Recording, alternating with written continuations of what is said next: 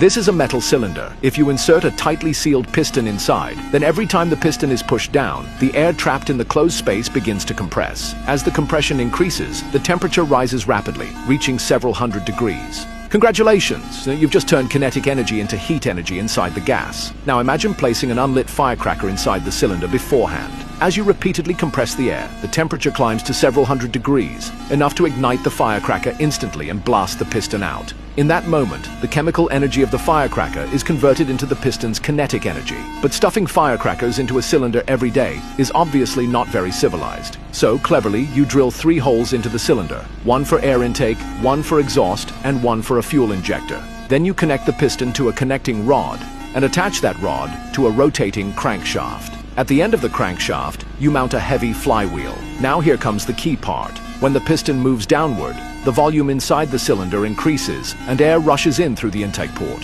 When the piston moves upward, the intake closes and the trapped air is compressed violently. At the extreme of compression, at that moment, the injector sprays a fine mist of diesel fuel into the cylinder. Diesel instantly ignites when it meets the hot compressed air, creating an explosive burst of high-pressure gas. This powerful force slams the piston downward. The motion travels through the connecting rod to the crankshaft, causing the flywheel to spin.